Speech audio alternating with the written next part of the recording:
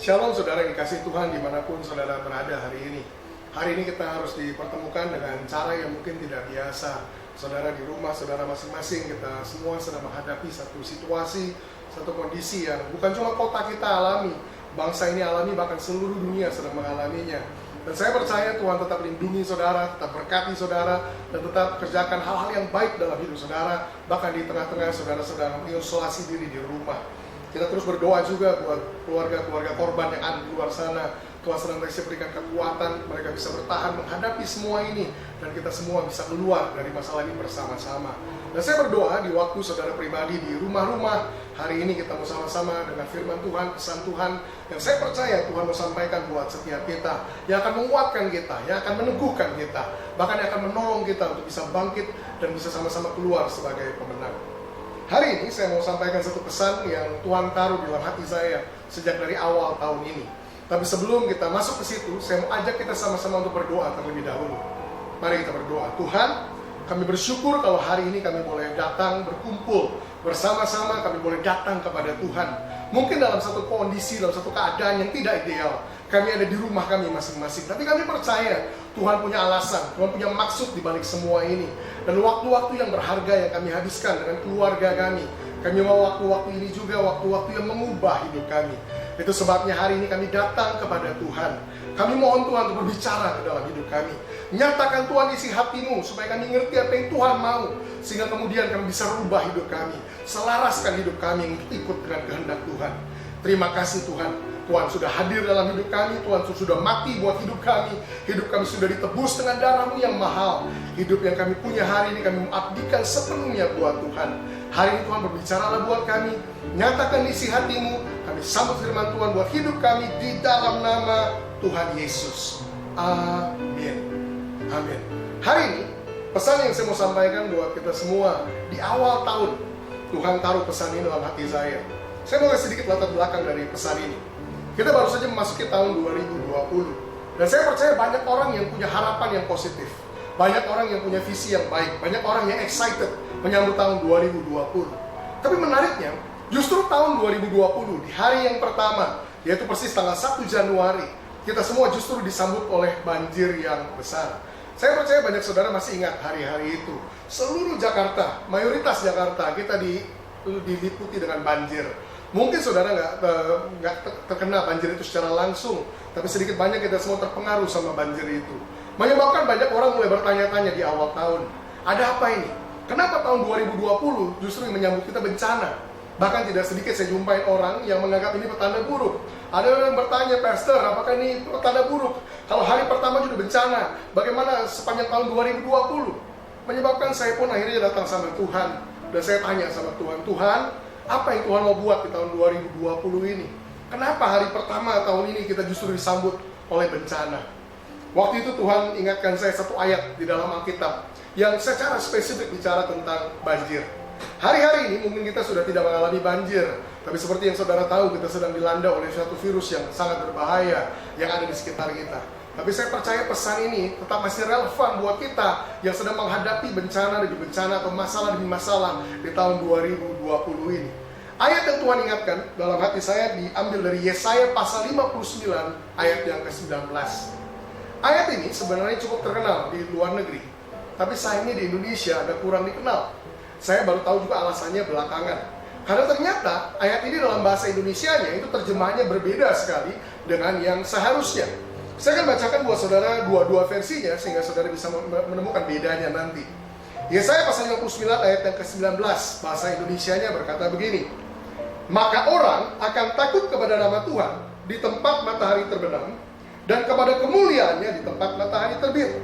Sebab ia, huruf besar ianya yaitu Tuhan, sebab Tuhan akan datang seperti arus dari tempat yang sempit yang didorong oleh nafas Tuhan. Saya suka katakan begini, bahkan kita orang Indonesia, pakai bahasa Indonesia sehari-hari, kita ini agak bingung mengartikan ayat ini. Dikatakan bagian B-nya, Tuhan akan datang seperti arus dari tempat yang sempit yang didorong oleh nafas Tuhan. Buat kita bertanya-tanya, maksudnya apa ya Pastor? Sama, saya juga garu-garu kepala berpikir, apa ya maksudnya? Ternyata ayat ini dalam bahasa Inggrisnya, ini bunyinya beda sama sekali. Ayat ini dalam bahasa Inggrisnya saya bacakan buat saudara versi New King James Version. Ayat ini katakan begini. So shall they fear the name of the Lord from the west, and his glory from the rising of the sun. When the enemy comes in like a flood, the Spirit of the Lord will lift up a standard against him. Saya terjemahkan langsung. Kita bilang begini, maka orang akan takut kepada nama Tuhan dari barat, dan kepada kemuliaannya dari tempat matahari terbit. Sampai di situ masih sama. Tapi perhatikan bagian B-nya. Bagian B-nya katakan begini dalam bahasa Inggrisnya. Ketika musuh datang seperti banjir, maka roh Tuhan mau mengangkat satu standar untuk bisa menghadapinya. Saya ulangi, bagian B-nya ayat ini katakan begini. Ketika musuh datang seperti banjir, maka roh Tuhan akan mengangkat satu standar untuk bisa menghadapinya. Kalau saudara ingat tadi saya sebutkan di awal tahun kita disambut dengan banjir. Ayat ini secara spesifik bicara tentang banjir. Tapi banjir di sini bicara tentang banjir di sini. Banjir ini diumpamakan adalah musuh yang datang. Kita bilang gini, ketika musuh datang seperti banjir. Ada waktu-waktu dalam hidup kita di mana Tuhan izinkan musuh datang menghampiri kita, dan musuh yang datang punya karakter, punya sifat seperti banjir. Ada musuh yang datang. Saya percaya tahun 2020 ini ada banyak kondisi dalam hidup kita yang bentuknya akan seperti ini. Seolah-olah musuh datang menghampiri hidup kita, dan datangnya seperti banjir. Saudara mungkin tanya sama saya, maksudnya apa Pastor? Musuh yang datang. Musuh di sini bisa diartikan banyak hal. Musuh di sini bisa diartikan iblis, bisa diartikan setan, bisa diartikan roh jahat. Tapi mungkin yang lebih berkenaan dengan kita, musuh di sini bisa diartikan sebagai ini, sebagai masalah, sebagai problem, sebagai tantangan. Saya percaya semua kita yang hidup, kita pasti punya masalah, kita punya problem, kita punya tantangan. Bahkan hari-hari ini kalau kita mau bicara tentang masalah, saya percaya semua kita bahkan punya masalah yang sama. Virus yang sedang melanda menyebabkan banyak hal yang terpengaruh. Banyak bisnis yang terpengaruh, banyak usaha terpengaruh, banyak pekerjaan yang terpengaruh. Kita semua menghadapi masalah ini secara sama-sama. Well, kita bisa bicara di sini tentang kondisi tersebut. Ada waktu-waktu di mana Tuhan izinkan musuh datang, masalah datang, dan datang ini punya karakter seperti banjir. Nah sekarang saudara mungkin tanya, kalau musuh itu masalah, banjir seperti banjir itu seperti apa, Pastor? Saya temukan lewat banjir yang kita alami kemarin. Saya temukan banjir ini memiliki beberapa sifat, beberapa karakteristik. Banjir saya temukan begini, yang pertama, banjir itu kalau datang, sifatnya tiba-tiba. Datangnya tidak terduga. Maksudnya apa? Wah, ada waktu-waktu dalam hidup kita di mana Tuhan izinkan masalah yang datangnya itu bersifat begini, tiba-tiba. Mungkin ada saudara di rumah yang berkata begini, iya benar Pastor, hidup saya lagi baik-baik aja kok, bisnis saya lagi oke-oke aja, keluarga saya lagi oke, studi saya lagi oke. Kenapa ya Pastor? Tiba-tiba masalah ini datang menghampiri hidup saya. Well, Tuhan sudah katakan ada waktu-waktu di mana Tuhan izinkan musuh datang seperti banjir. Datangnya itu yang pertama, tiba-tiba. Tapi banjir, yang kedua, saya juga temukan karakternya begini. Selain datangnya bisa tiba-tiba, banjir itu kalau datang, nggak pernah datangnya cuma dari satu arah. Banjir itu kalau datang, bisa datang dari berbagai arah. Maksudnya apa? Ada waktu-waktu dalam hidup kita di mana Tuhan izinkan masalah yang datang itu dari berbagai arah. Kemarin waktu banjir di awal tahun, saya ingat ada satu orang diwawancara di televisi. Dan orang ini bilang begini, sebenarnya saya udah tahu rumah saya ini rawan banjir. Makanya kita udah antisipasi. Buat apa? Kita udah bikin tanggul, bikin bendungan di sekitar rumah, supaya air kalau naik gak bisa masuk. Tapi kemudian dia bilang, ketika air mulai naik, memang dari luar gak masuk. Tapi ternyata ketika mulai naik, ternyata dari sela-sela ubin air mulai merembes. Dari selokan air mulai naik, dan akhirnya tidak terbendung juga. Akhirnya kita kebanjiran. Ingat, ketika banjir datang, bisa jadi datangnya dari berbagai arah. Itu sifat yang kedua dari banjir. Maksudnya apa? Ada waktu-waktu dalam hidup kita di mana Tuhan izinkan masalah yang datangnya dari berbagai arah. Saudara mungkin rasa begini, saya baru pulang dari kantor, di kantor ada masalah. Saya ketemu istri, ribut sama istri. Saya ketemu anak, ribut sama anak.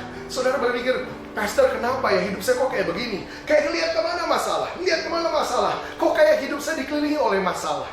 Well, Tuhan udah bilang, ada waktu-waktu Tuhan izinkan musuh datang seperti banjir.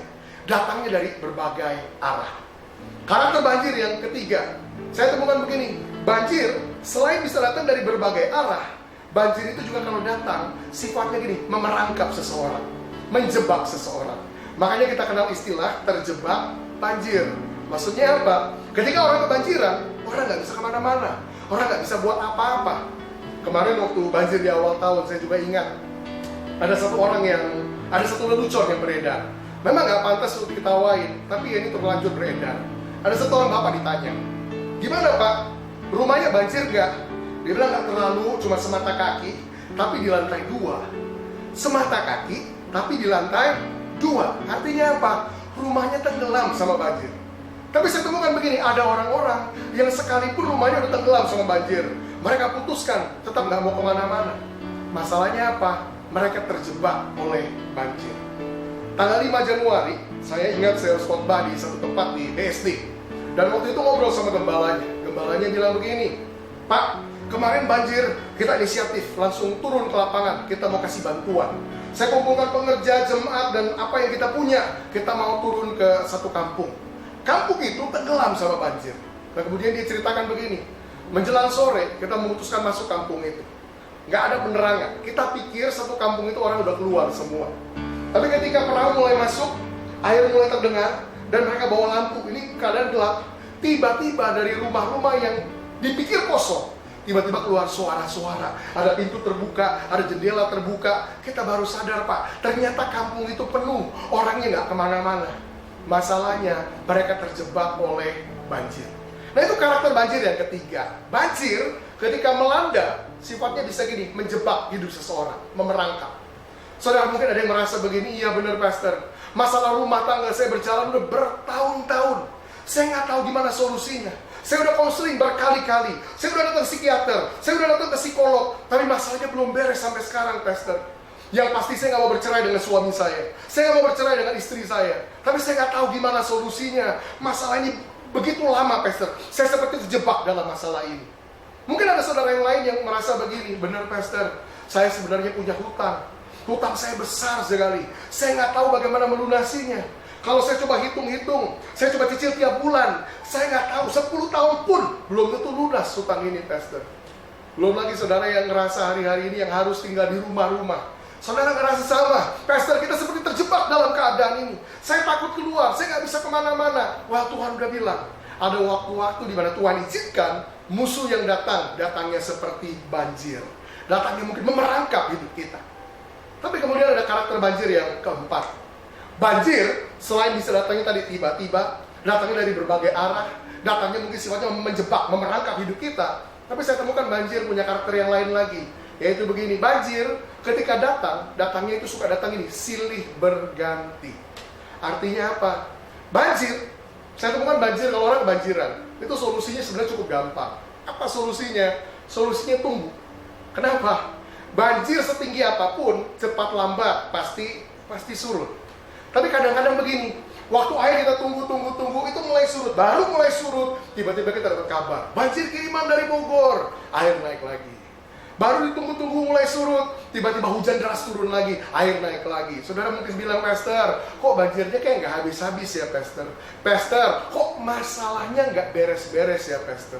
Saudara mungkin ngerasa seperti itu. Saudara ketemu satu masalah, susah payah saudara berusaha keluar dari satu masalah. Baru masalahnya lewat, masalah lain lagi muncul. Saudara susah payah berusaha bereskan masalah yang lain, baru mau mulai beres, masalah lain muncul lagi. Saudara ngerasa, Pastor, masalah dalam hidup saya kok kayak nggak habis-habis ya Pastor? Saya percaya kalau saudara mengalami kondisi-kondisi seperti yang saya sebutkan tadi, dengar firman Tuhan buat hidup saudara hari ini. Firman Tuhan katakan begini, ketika Tuhan izinkan, ketika musuh datang seperti banjir, Alkitab katakan begini, Roh Tuhan justru mau mengangkat satu standar untuk saudara bisa menghadapinya. Saya percaya hal yang pertama yang saudara perlu tangkap benar-benar waktu saudara mengalami masalah yang saudara alami. Apakah itu datangnya tiba-tiba? Apakah itu datangnya memerangkap hidup saudara? Apakah datang dari berbagai arah? Apakah datangnya silih berganti? Hal yang pertama yang saya percaya saudara perlu masukkan dalam pikiran saudara. Alkitab katakan begini, ketika musuh datang seperti banjir, Roh Tuhan. Saya percaya di tengah-tengah masalah yang saudara hadapi, ada Roh Tuhan yang justru mau lakukan sesuatu dalam hidup saudara. Kenapa saya percaya ini penting? Karena saya mau bilang begini, kalau semua yang saudara bisa lihat dari masalah yang saudara hadapi cuma ini, aduh Pastor, iblis mau hancurkan hidup saya, Iblis menghancurkan kesehatan saya. Iblis menghancurkan keluarga saya. Iblis menghancurkan bisnis saya. Iblis menghancurkan rumah tangga saya. Dengar, kalau semua yang saudara bisa lihat dari masalah yang saudara hadapi cuma iblis menghancurkan hidup saudara, maka saya katakan nggak ada yang baru yang saudara temukan. Kenapa? Karena Alkitab sudah ngomong di Yohanes pasal 10 ayat yang ke-10, pencuri datang hanya untuk mencuri, membunuh, dan membinasakan. Perhatikan kata hanya untuk. Artinya apa hanya untuk? Artinya gini, iblis nggak punya kerjaan lain. Satu-satunya yang dia mau lakukan cuma mau hancurkan hidup saudara. Makanya saya katakan, kalau semua yang saudara bisa lihat dari masalah yang saudara hadapi cuma iblis mau hancurkan hidup saudara, saya katakan nggak ada yang baru yang saudara temukan. Tapi pertanyaan saya hari ini buat saudara, bisakah saudara juga belajar melihat bahwa di tengah-tengah masalah yang Tuhan izinkan melanda hidup saudara, di tengah-tengah masalah yang saudara hadapi, bisa nggak saudara juga belajar melihat di situ ada roh Tuhan yang justru mau bekerja dalam hidup saudara. Di situ justru ada roh Tuhan yang mau melakukan sesuatu buat hidup saudara. Saudara mungkin katakan, apa pastor yang Tuhan mau lakukan dalam hidup saya lewat masalah ini? Alkitab katakan begini, roh Tuhan justru mau mengangkat hidup saudara untuk naik ke level yang lebih tinggi. Roh Tuhan justru mau angkat hidup saudara untuk punya standar yang baru. Roh Tuhan justru mau angkat hidup saudara untuk masuk ke dalam dimensi yang baru. Saya percaya ini tahun dimana gini, kita akan melewati banyak masalah. Kita akan menghadapi banyak tantangan, menghadapi banyak problem. Tapi dengar ini baik, roh Tuhan di situ bekerja. Roh Tuhan tetap pegang kendali. Roh Tuhan tetap berdaulat. Tuhan gak izinkan apapun kita alami tanpa ada seizin Tuhan dan tanpa ada maksud Tuhan yang baik di dalam semua itu. Bukankah Alkitab juga berkata bahwa Tuhan kita turut bekerja dalam segala sesuatu, bukan untuk menghancurkan kita, bukan untuk membinasakan kita, tapi justru untuk mendatangkan kebaikan buat hidup setiap kita. Hari ini, dengar ini baik, justru lewat masalah yang mungkin kita semua sedang hadapi sama-sama, izinkan di dalamnya roh Tuhan lakukan sesuatu dalam hidup saudara. Hari ini di rumah-rumah saudara, saya mau ajak saudara untuk buka hati saudara, buka roh saudara dan bilang, Tuhan, aku mau izinkan rohmu bekerja dalam hidupku, di tengah-tengah tantangan, di tengah-tengah problem, di tengah-tengah masalah yang kami sedang hadapi hari ini. Aku mau izinkan rohmu bekerja dalam hidupku, untuk angkat hidupku naik ke level yang lebih tinggi. Mungkin ada beberapa saudara yang bertanya di rumah, Pastor, oke lah, di tengah-tengah masalah Tuhan mau angkat saya naik ke level yang lebih tinggi. Tapi kenapa Pastor, Tuhan harus lakukan itu lewat masalah? Kenapa harus lewat problem? Kenapa harus melalui banjir? Saya mau kasih prinsip ini buat saudara. Seringkali banjir sekedar untuk menyadarkan kita bahwa mungkin rumah kita posisinya rendah. Maksudnya apa? Orang kalau nggak pernah banjiran, dia nggak ada yang berpikir, oh kayaknya rumah saya pendek. Nggak ada. Dia jalankan aktivitasnya semua baik-baik aja, seolah-olah semuanya oke. Baru ketika banjir melanda, orang baru sadar, wah mungkin selama ini rumah saya rendah. Ketika Tuhan izinkan masalah melanda rumah tangga saudara, melanda mungkin bisnis saudara, mungkin melanda ekonomi saudara, mungkin melanda keuangan saudara, sekedar begini, bantu kita untuk berpikir, mungkin selama ini posisi rumah tangga saya, prinsip-prinsip yang saya jalankan mungkin salah. Mungkin cara saya menjalankan bisnis saya selama ini mungkin salah. Mungkin cara saya menjaga kesehatan saya selama ini mungkin salah. Masalah atau banjir seringkali Tuhan izinkan untuk bantu kita sadar bahwa mungkin apa yang kita bangun selama ini kita bangun dengan cara yang salah. Nah saudara berkata, oke Pastor, kita ngerti, saya harus berubah, saya harus bertobat. Tapi kenapa? Apa alasannya? Tuhan mau angkat saya naik ke level yang lebih tinggi. Saya kasih tahu alasannya. Ini juga prinsip sifatnya. Karena hanya orang-orang yang tidak kebanjiran yang bisa bantu orang-orang yang kebanjiran. Maksudnya apa? Kalau saudara lihat orang sama-sama kebanjiran, sini saya bantuin lah. Bapak kan banjir juga, nggak mungkin. Hanya orang-orang yang tidak kebanjiran bisa bantu orang-orang yang kebanjiran. Atau dengan kata lain, cuma orang-orang yang posisinya lebih tinggi yang bisa bantu orang-orang yang posisinya lebih rendah. Apa maksudnya Pastor? Cuma orang-orang yang keluarganya solid, yang keluarganya harmonis bisa bantu orang-orang yang keluarganya bermasalah. Cuma orang-orang yang bisnisnya baik, bisnisnya kuat bisa bantu orang-orang yang bisnisnya bermasalah. Cuma orang-orang yang ekonominya baik bisa bantu orang-orang yang ekonominya bermasalah. Kenapa? Tuhan mau bawa kita naik ke level lebih tinggi. Alasannya simpel. supaya Tuhan mau kita bisa jadi berkat buat orang-orang di sekitar kita. Tuhan mau hidup kita bisa mengulurkan pertolongan buat orang-orang di sekitar kita yang butuh bantuan kita. Tuhan mau bawa kita naik level supaya hidup kita bisa jadi terang, supaya hidup kita bisa jadi garam, supaya hidup kita bisa berdampak di tengah-tengah kota dan di tengah-tengah bangsa kita. Hari ini saya sungguh berdoa saudara tangkap pesan ini, karena saya percaya ini pesan yang Tuhan berikan di awal tahun. Udah hampir 3 bulan penuh. Kemana saya dapat kesempatan, saya khotbahkan ini secara konsisten. Saya percaya ini pesan yang Tuhan mau untuk umat Tuhan tangkap untuk tahun 2020.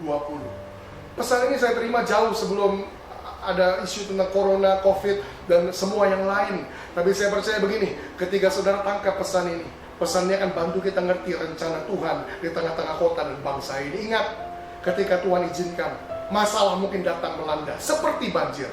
Ada roh Tuhan di situ yang mau angkat hidup saudara naik untuk masuk ke level yang lebih tinggi. Nah, hari ini saya mau lanjutkan. Saudara mungkin tanya begini, Pastor, oke, kita tangkap pesannya. Di tengah-tengah masalah yang saya hadapi, Tuhan mau angkat saya naik ke level yang lebih tinggi. Saya sadar, Pastor, selama ini banyak area hidup saya bangun dengan cara yang salah. Saya mau naik ke level yang lebih tinggi. Tapi di area mana aja, Pastor, Tuhan mau upgrade hidup saya? Saya percaya ada 3 area yang berbeda yang Tuhan mau upgrade dalam hidup kita. Ketika Tuhan izinkan masalah datang seperti banjir.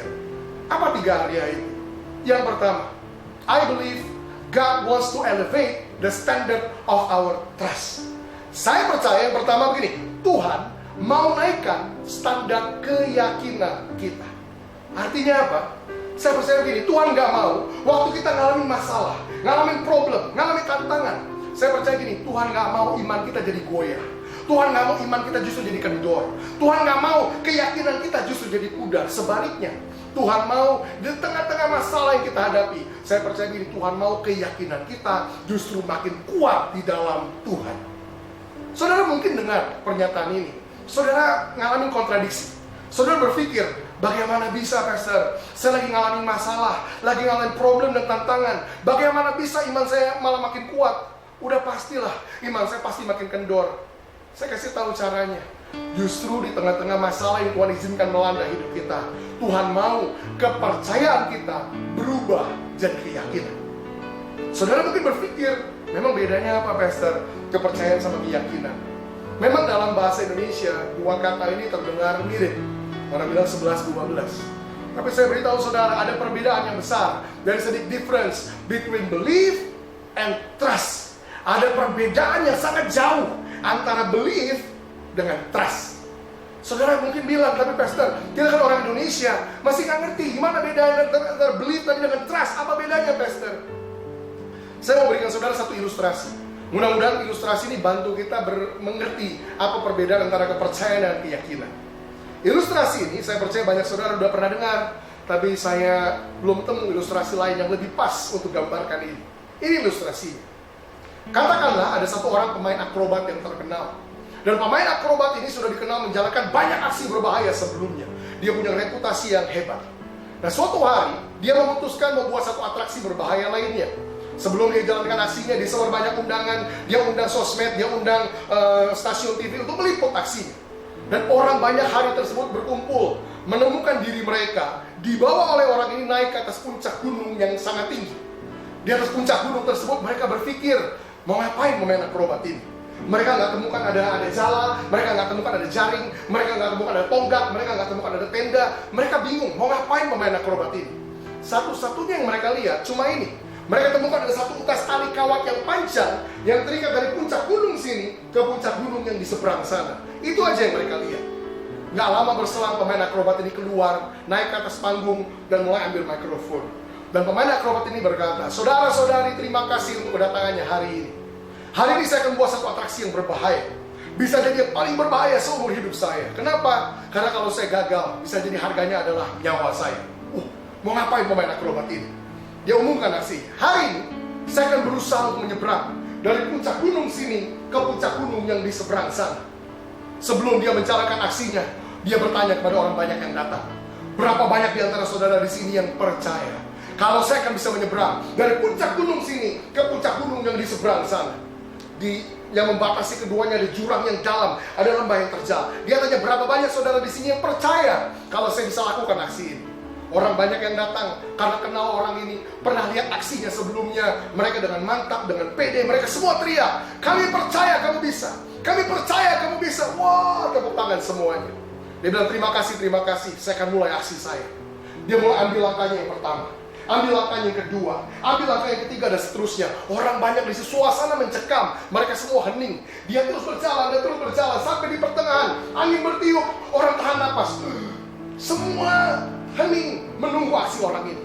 Singkat cerita, akhirnya dia sampai di seberang, dan ketika kakinya dia injakan kembali ke tanah, orang banyak yang lihat itu serentak mereka teriak, kamu hebat, kamu luar biasa. Wah, tepuk tangan semuanya. Dia kembali ambil mic, dia bilang terima kasih buat dukungannya. Tapi aksi saya hari ini belum selesai. Saya masih punya aksi lain yang lebih berbahaya. Mau ngapain lagi dia? Dia melakukan aksinya yang kedua. Hari ini, yang kedua, saya akan berusaha lakukan ini. Saya akan kembali berusaha menyeberang dari puncak gunung sini kembali ke puncak gunung yang pertama tadi.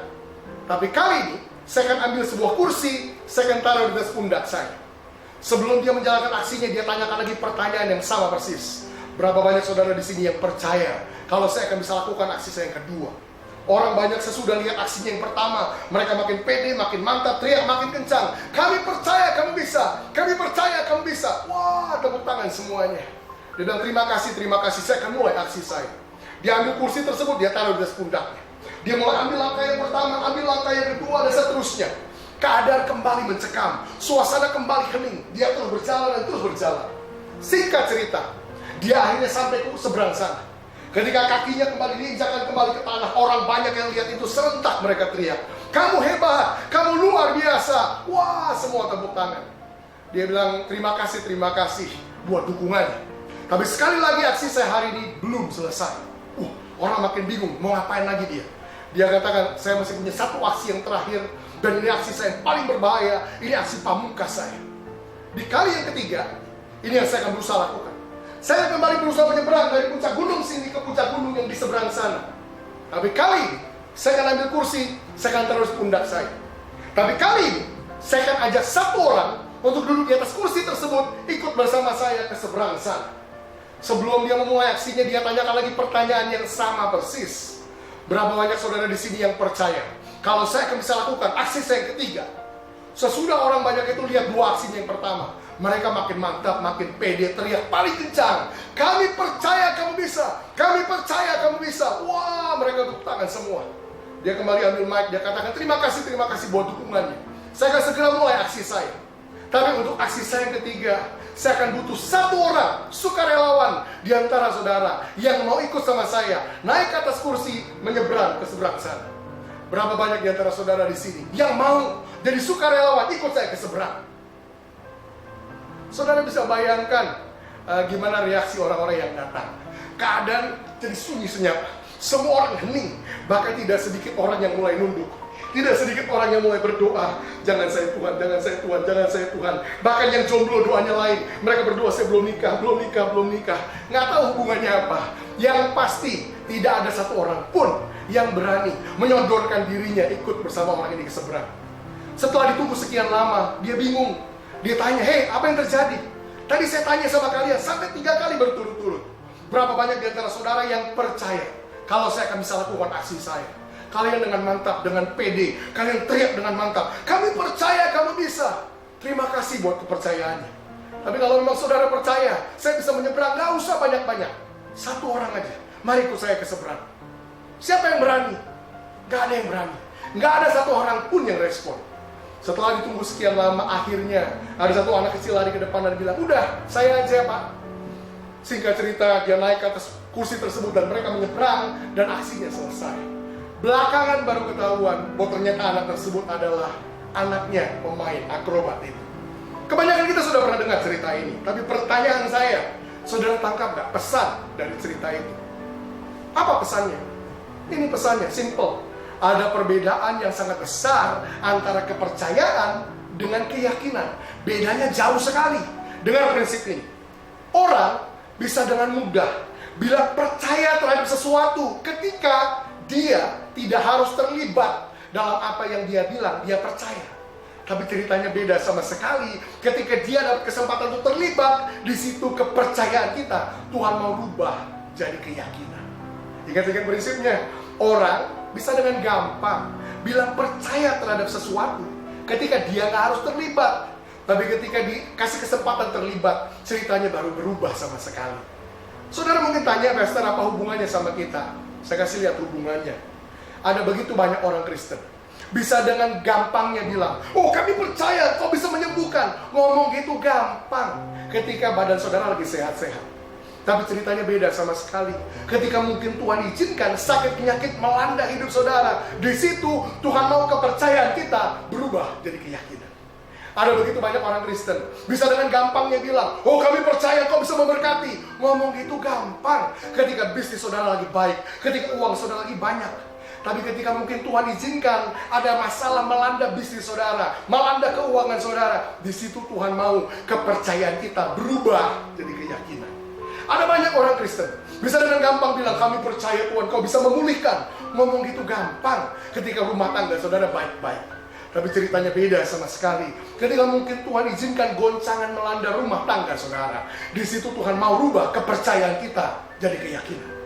Saudara mungkin tanya, maksudnya kepercayaan berubah jadi keyakinan itu seperti apa bunyinya, Pastor? Kepercayaan yang berubah jadi keyakinan bunyinya seperti ini.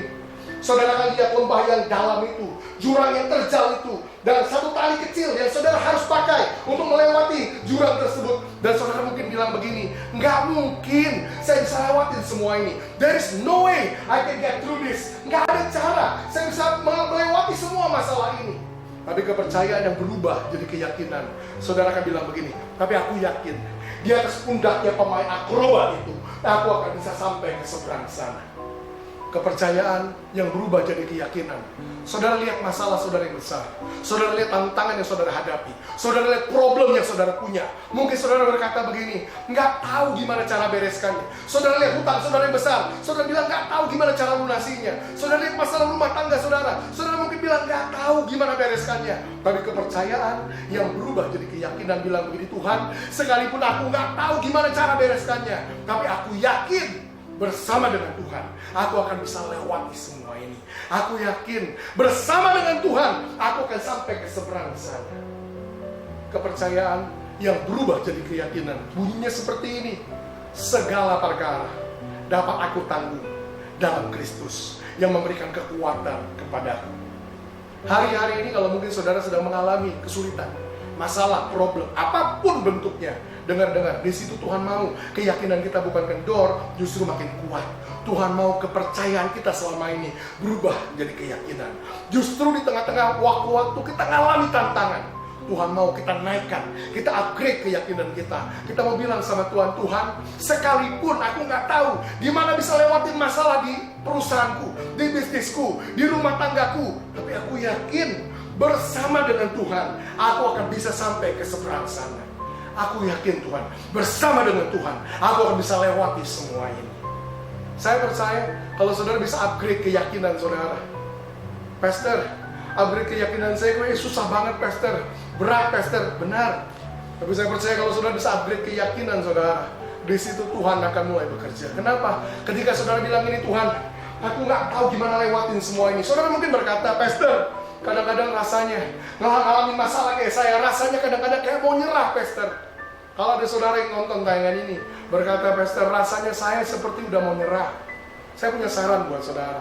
Saudara kalau rasanya udah mau nyerah, ini nasihat saya, makin cepat nyerah, makin bagus. Saudara mungkin bilang, kok begitu, Pastor? Dengar-dengar, menyerah itu bukan bilang begini, udah Pastor, saya mau nyerah aja, saya mau bunuh diri aja. Oh bukan itu nyerah.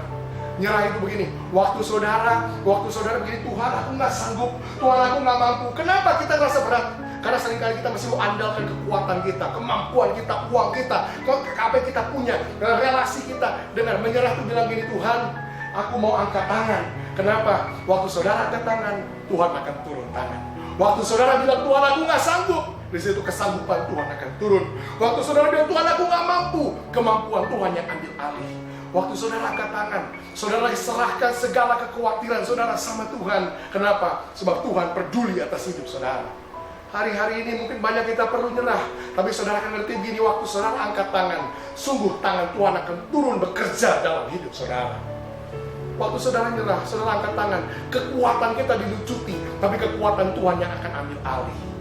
Ketika kepercayaan berubah jadi keyakinan, bukan cuma kekuatan kita dilucuti, tapi ada yang lain yang juga berubah. Lewat itu Tuhan juga merubah pengetahuan kita jadi pengalaman. Kenapa begitu? Karena ada banyak orang Kristen yang cuma punya pengetahuan tentang Tuhan. Waktu kita dengar khotbah, kita dengar kesaksian, kita punya pengetahuan tentang Tuhan. Tapi waktu Tuhan izinkan masalah melanda hidup kita, Tuhan merubah pengetahuan kita jadi pengalaman. Di situ kita bukan cuma tahu tentang Tuhan, tapi kita ngalami Tuhan secara nyata.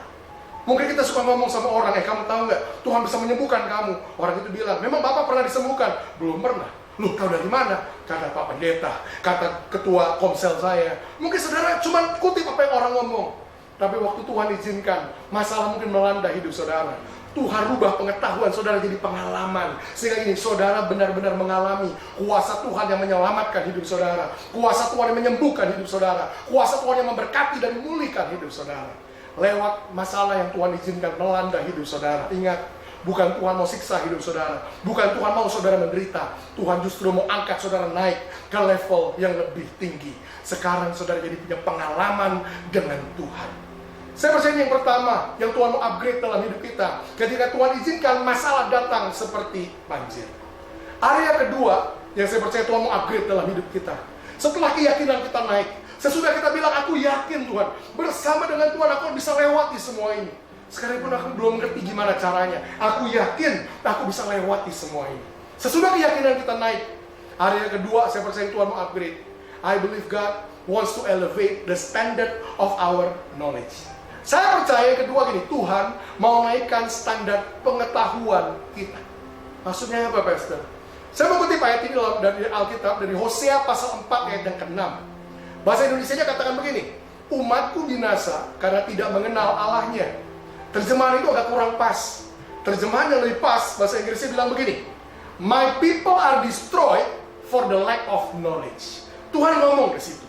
Alasannya umatku hancur. Alasannya umatku hidupnya sengsara, menderita, keluarganya berantakan, miskin, bisnisnya hancur. Alasannya Tuhan kasih tahu, umatku binasa karena mereka tidak punya pengetahuan. Saudara mungkin berpikir, maksudnya apa pengetahuan, Pastor? Pengetahuan seperti apa ini maksud? Kok dahsyat banget, sampai-sampai kalau kita nggak punya itu, hidup kita hancur, Tuhan bilang. Apa maksudnya pengetahuan? Kata nggak punya pengetahuan, itu pakai bahasa lain begini, Tuhan bilang. Alasannya kenapa umatku hancur hidupnya, karena mereka nggak sadar akan apa yang mereka miliki. Saudara mungkin berpikir lagi, maksudnya apa, Pastor? Kita belum menangkap artinya. Saya jelaskan buat saudara. Saya kasih ilustrasi. Hari ini katakanlah saya bilang gini sama saudara. Tahukah saudara, di pekarangan rumah saudara, di halaman rumah saudara, itu kalau saudara gali, itu ada harta karun nilainya ratusan miliar. Kira-kira saudara bilang apa sama saya? Saya percaya kebanyakan saudara akan bilang, masa sih, Pastor? Artinya apa? Artinya saudara nggak tahu. Di pekarangan rumah saudara ada harta karun nilainya ratusan miliar. Karena saudara nggak tahu, saudara bilang, masa sih, Pastor? Nah, kira-kira aman nggak kalau saya berasumsi begini?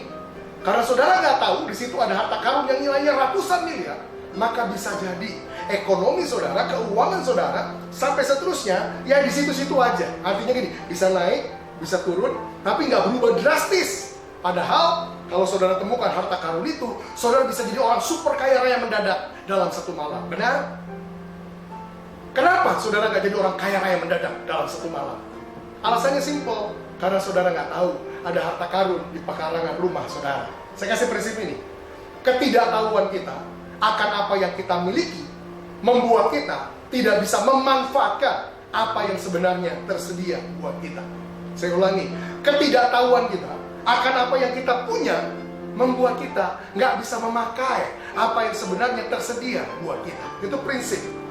Nah, hubungannya apa, Pastor, sama hidup kita, sama kekristenan, sama Tuhan? Saya kasih lihat hubungannya. Saya tanya sama saudara, ini pertanyaan benar sekarang. Tadi ilustrasi, ini pertanyaan benar. Tahukah saudara, semua yang saudara butuhkan untuk hidup berkemenangan di semua area hidup saudara, Tuhan sebenarnya sudah berikan kepada saudara.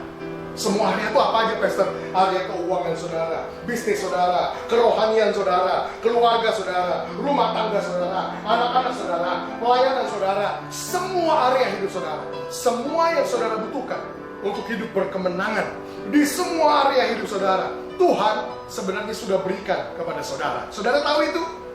Mungkin ada saudara yang bilang, masa sih pastor? Persis. Banyak kita mungkin nggak tahu Tuhan diberikan semua itu. Ingat prinsip tadi? Ketidaktahuan kita akan apa yang kita punya membuat kita nggak bisa memanfaatkan apa yang sebenarnya tersedia buat kita. Mungkin sebagian saudara bilang, oh saya tahu pastor. Kalau saudara tahu Tuhan sudah berikan semuanya kepada saudara, saya tanya, Tuhan kasih semua itu di mana? Di mana? Beberapa saudara mungkin berpikir, gimana ya? Saya kasih tahu di mana. Tuhan sudah berikan semuanya itu di dalam firman-Nya yang Dia kasih dalam hidup kita. Maksudnya apa dalam firman-Nya? Tahukah saudara, prinsip-prinsip yang saudara butuh untuk bangun keluarga yang berhasil ada dalam firman Tuhan. Prinsip-prinsip yang saudara butuh untuk bangun keuangan, bisnis yang berhasil ada dalam firman Tuhan. Prinsip-prinsip yang saudara butuh untuk bangun rumah tangga yang harmonis ada dalam firman Tuhan. Prinsip-prinsip yang saudara butuh untuk mengatur keuangan saudara ada dalam firman Tuhan. Semua yang saudara butuhkan untuk hidup berkemenangan di semua area hidup saudara, Tuhan sudah berikan kepada saudara. Di mana? Di dalam firman-Nya. Saudara tanya sama saya, kalau gitu masalah kita apa pastor? Ini masalah kita. Banyak dari kita yang gak tahu apa yang ada di dalam firman Tuhan. Banyak dari kita yang gak mau masuk dalam firman Tuhan, gali firman Tuhan untuk keluarkan apa yang sebenarnya tersedia buat kita. Ingat prinsip tadi, ketidaktahuan kita akan apa yang sebenarnya kita punya membuat kita tidak bisa memanfaatkan apa yang sebenarnya tersedia buat hidup kita. Makanya Tuhan bilang, umatku binasa karena mereka gak tahu apa yang mereka punya. Umatku binasa karena mereka gak punya pengetahuan. Saudara mungkin berpikir, oke pastor, kita ngerti prinsipnya, semuanya adalah firman Tuhan, makanya kita harus gali keluar. Seperti harta karun itu kita harus gali keluar. Benar. Saya mau balik ke ilustrasi tadi. Orang yang di pekarangan rumahnya punya harta karun, tapi gak pernah dia keluarkan. Saya bilang begini, dia gak bisa di akhir hidupnya komplain sama Tuhan. Tuhan, kenapa ya sampai mati saya miskin terus? Nggak bisa. Kenapa? Karena Tuhan akan bilang, hello, kamu kemana aja? Semua yang kamu butuh, aku udah kasih di pekarangan rumah kamu, tapi kamu nggak pernah gali keluar. Makanya saya suka bilang, orang Kristen harusnya hidupnya nggak boleh kekurangan. Orang Kristen harusnya keluarganya nggak boleh berantakan. Orang Kristen harusnya bisnisnya berhasil. Kenapa? Karena semuanya sudah Tuhan kasih sama kita. Kalau ada kita yang sampai akhir hidup kita tetap menderita, tetap kekurangan, tetap berantakan hidupnya, saya kasih tahu, kita nggak bisa komplain sama Tuhan. Tuhan, kenapa ya saya miskin terus? Nggak bisa. Kenapa? Karena Tuhan akan bilang, hello, kamu kemana aja? Semua yang kamu butuhkan untuk hidup berkemenangan di semua area, Tuhan bilang, aku sudah berikan sama kamu. Di mana? Di dalam firman-Nya. Makanya umat Tuhan, kita nggak boleh malas. Kita harus mau masuk dalam firman Tuhan. Kita harus mau gali keluar apa yang sebenarnya kita punya, supaya kita bisa mengalami kemenangan dan terobosan di semua aspek hidup kita. Nah saudara mungkin tanya, hubungannya sama banjir tadi apa pastor? Saya kasih lihat hubungannya. Apa sih hubungannya sama masalah yang kita alami dalam hidup kita? Banjir yang kita alami, banjir itu kan air. Air itu punya sifat begini, air itu selalu mengisi tempat yang paling rendah di luar. Artinya apa? Dalam hidup kita areanya banyak. Dengan prinsip ini, area mana dalam hidup kita yang posisinya paling rendah, pasti itu yang diserang sama banjir duluan. Saya jadi hamba Tuhan hari ini sudah 22 tahun. Saya konseling orang udah ratusan ribuan, udah gak tahu berapa banyak. Saya temukan kesamaan ini apa? Saya temukan begini, orang itu masalahnya tuh itu saja. Maksudnya apa? Kalau saudara lihat gini, ada orang masalahnya keuangan. Dia keluar bolak-balik masalahnya uang terus. Saudara lihat orang yang masalahnya narkoba, bolak-balik masalahnya narkoba terus. Orang yang masalahnya rumah tangga, bolak-balik masalahnya rumah tangga terus. Kenapa? Karena prinsip tadi, area mana dalam hidup kita yang posisinya paling rendah, itu yang pasti musuh akan serang duluan. Nah kalau gitu apa yang harus kita lakukan? Dengar ini baik. Di area mana dalam hidup saudara, saudara ngalamin masalah paling berat, mungkin rumah tangga saudara, mungkin keuangan saudara, mungkin bisnis saudara, lakukan ini. Upgrade pengetahuan saudara di area tersebut.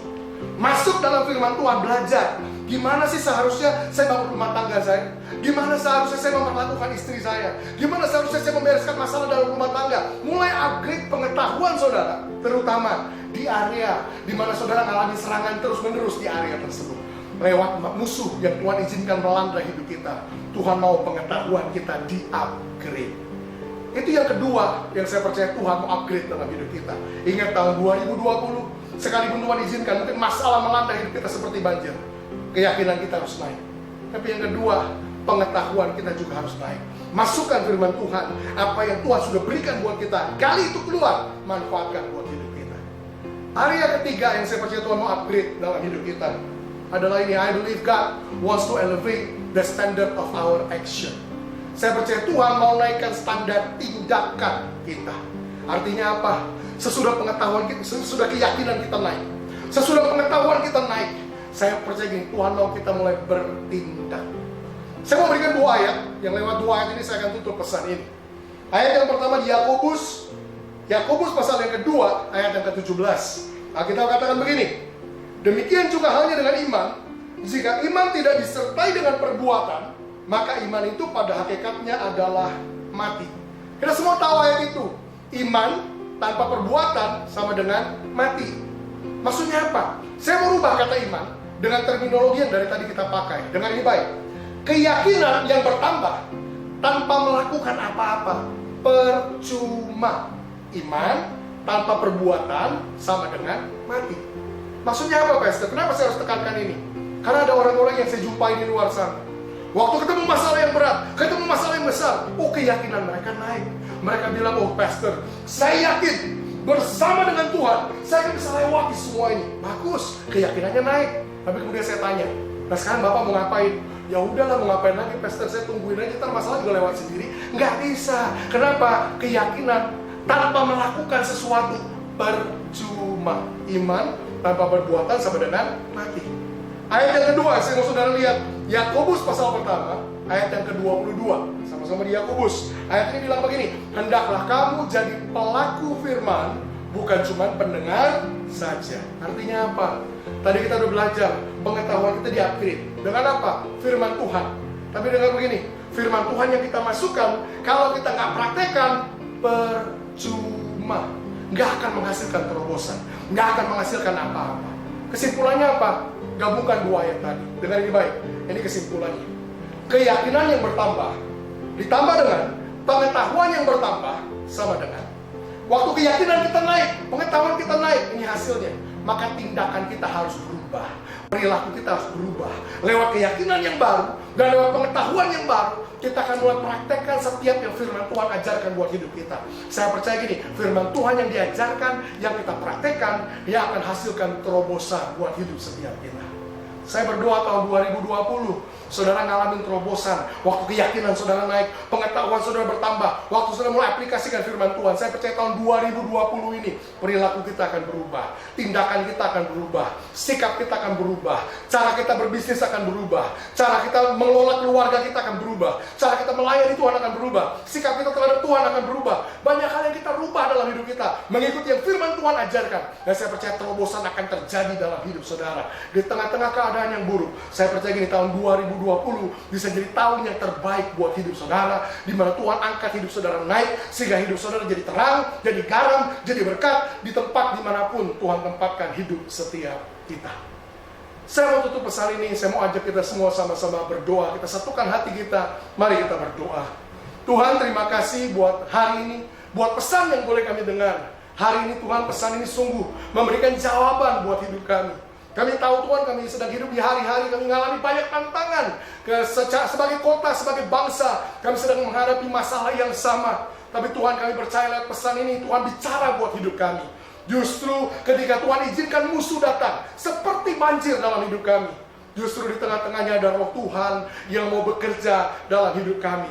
Kami percaya Tuhan, di tengah-tengah musuh yang Tuhan izinkan sedang melanda kota dan bangsa kami, kami percaya juga Tuhan bahwa ada roh Tuhan yang mau bekerja di bangsa ini, roh Tuhan yang mau bekerja di kota ini. Dan kami tahu Tuhan apa yang roh Tuhan mau lakukan. Roh Tuhan justru mau angkat hidup kami untuk naik ke level yang lebih tinggi.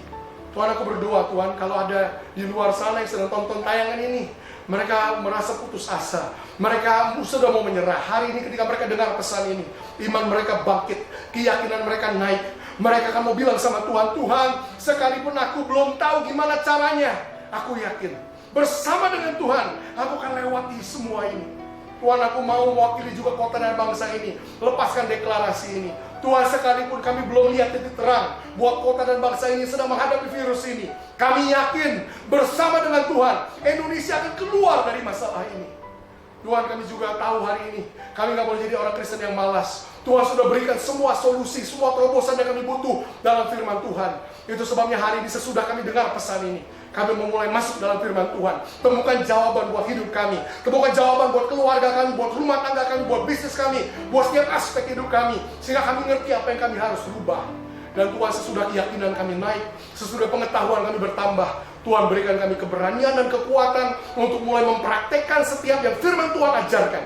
Kami percaya firman Tuhan yang kami kerjakan itu akan hasilkan terobosan buat hidup kami. Tuhan, aku berdoa Tuhan buat setiap umat-Mu yang sedang menonton tayangan ini, berikan mereka terus kekuatan, ketahanan, ketekunan, keteguhan, supaya kami bisa menghadapi dan melewati masalah ini bersama-sama.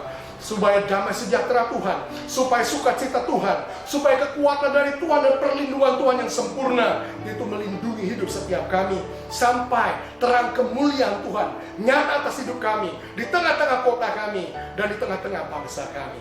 Terima kasih Tuhan, kami berdoa, bersyukur di dalam nama Tuhan Yesus. Kita katakan amin.